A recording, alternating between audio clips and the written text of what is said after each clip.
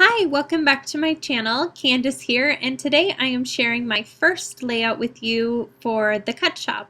So I used this cut file called Chevron Burst, and it is in the class that you can register for over at the shop. And I'll link to all of that below. So what I did here is I actually cut that Chevron Burst in half on my Silhouette software. And today I'm going to scrap a photo of my little guy before he played in a basketball game. So I'm using papers from the Simple Stories So Rad collection, which is perfect for boys, which I have 4 boys, so I get a lot of use out of the boy-themed collections. So what I did here is in the collection there is some washi paper. I say washi paper because it's not as transparent as like washi tape, so it is more like paper. So I took all those little washi papers and I'm going to fill them in behind that Chevron Burst. So I'm just checking out to find some different colors that I think will look good, and I'm lining up the Chevron Burst and then marking with a pencil so I know exactly where I need that washi paper to go. So I think I just show 3 or 4 of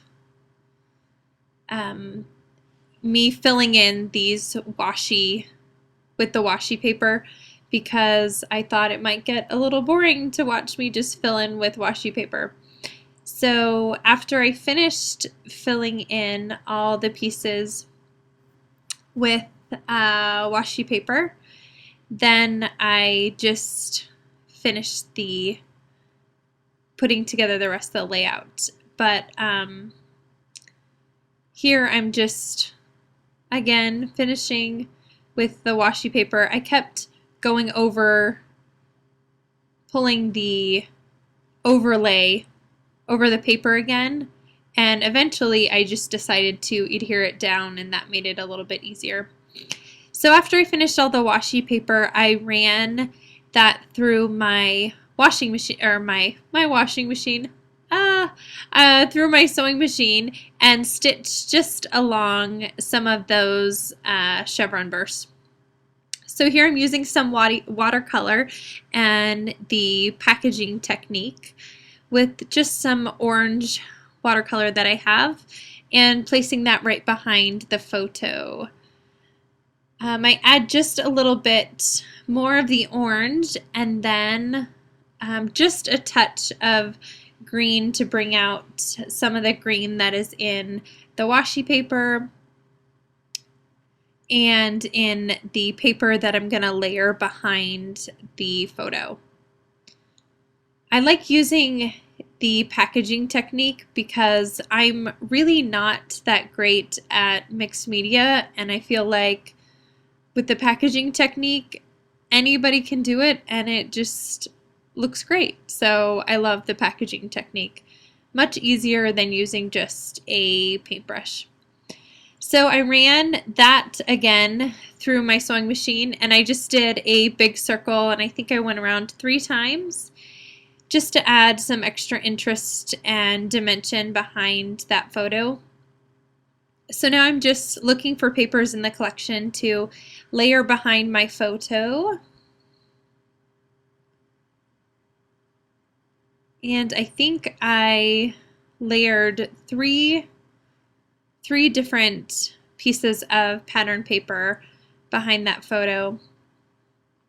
And then I'm going to start pulling out different embellishments from the collection. I like it because this collection came with just so many different things that you can use to layer with your photo.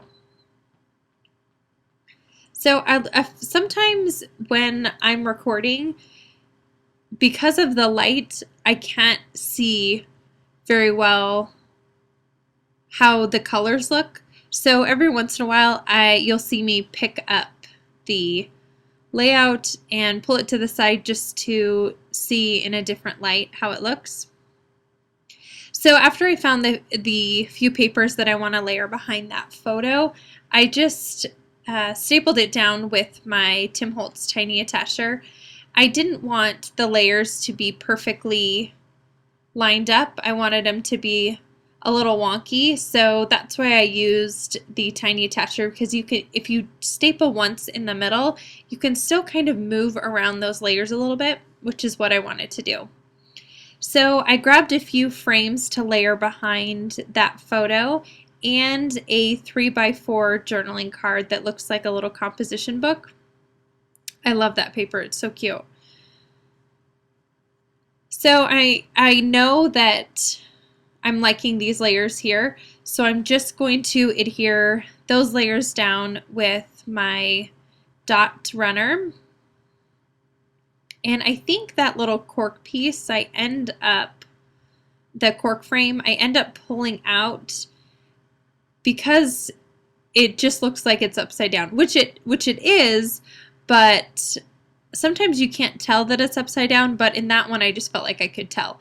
So I thought the one with the arrow just looked better, especially because it was pointing to the left side of the paper where that chevron burst was. So I just felt like it looked a little bit better. Because I had those frames on there, to make the layers even, I had to pop up the other sides of my photo. So I popped those up with some dimensional adhesive. I've been trying the new Sticky Thumb from American Crafts, and I've really liked it so far. So far that has been working well for me. So just adding some more adhesive down, because I know that I'm liking the way that photo stack is coming together. So I'm going to just place that right over my watercolor and stitching on the paper. And my title is going to be So Rad #dude, which is so cute. I just love this collection. It just screams cool boy stuff. I love it. So with all the rest of the embellishments, what I decided to do was take the embellishments that were similar colors to that washi paper and layer them along the chevron burst. So you're just going to see me here for a few minutes go through all the embellishments, the brads and the chipboard pieces, and I think there's a few buttons and then stickers in the collection. So I'm just going through those and finding ones that I like just layered right along similar colors in that chevron burst.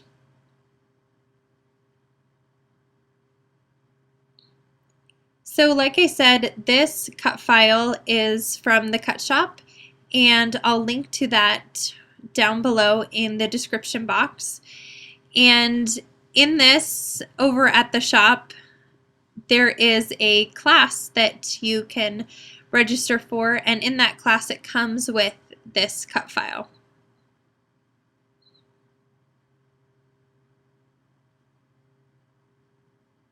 So just layering all those pieces down, making sure I like them. And there's those little clear stickers. Sometimes with clear stickers I have a hard time using them because I don't like being able to see the clear outline. So these ones don't bother me as much because they have a little bit of color on them. The all the way clear ones or transparent ones, I just have a little bit harder time with finding a place for them. So after I figure out that I like where this is going, I'm just going to take off the backing off all the chipboard pieces. And I did end up, I don't have it on the video, but I did end up going back and adding adhesive on the back of the chipboard pieces because they just weren't sticking very well. So I went back and I did add some adhesive onto the back of all the chipboard pieces. All the other pieces stuck fine. The brads are self-adhesive. You don't have to poke through the paper. They just have a little bit of adhesive on the back, but the chipboard pieces just weren't sticking very well. So I did end up going back and adding some adhesive there. So on the layout, on the top and bottom, you can't really see it here, but on the top and bottom there is a thin strip of that yellow poking out from underneath. So I think that helps balance out the colors of the yellow in the layout and kind of helps your eye go around the layout a little bit more. So I think I still am looking for a few more things I want to add, and I pulled off some of the clear stickers, and I think I found some arrows that I liked. So I added some of those clear arrows underneath the photo and the arrows and the multicolored arrow to the top of the layout. I added that little chipboard piece that said awesome on the left-hand side of the photo. And in a minute, I'll find that I want a little bit more of that black composition book showing. So I'm going to pull up a little bit of my photo stack and pull out a little bit more of the black so you can see that layer a little bit more so the awesome isn't completely covering it up, and then you can read the awesome chipboard a little bit better. So I added the happy yellow sticker and a brad to the other yellow chevron arrow. And here I'm just adding those arrows that I was talking about. And I end up pulling that up, and I have to struggle with it for a minute, but I pull that up and I end up placing that above the photo, tucking it right behind that paper.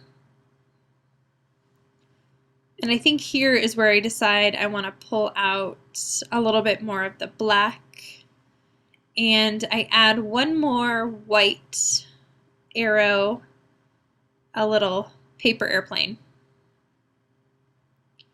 I did have to move the dude chipboard piece over a little bit so it was actually touching a little bit of the airplane. That way there wasn't separation between the cluster of arrows and my title, because there was a little bit of space there and it just felt a little disconnected, so I wanted them actually touching so it flowed a little bit better. I think I find one more chip piece that I like that says Game On, and I thought that went perfect with his little basketball photo since he was just about to play a game.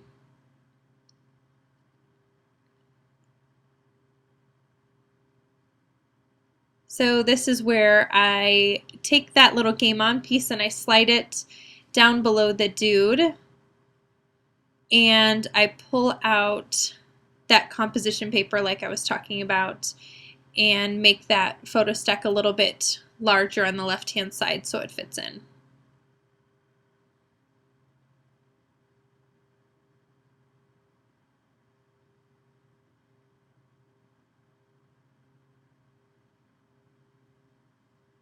So I think this is pretty much coming to the end of the layout. I think I added a little bit of black splatters to the layout, and if you stay tuned below after the video, there are some still photos for you to take a look at. Thanks so much for stopping by, and have a great day. Bye.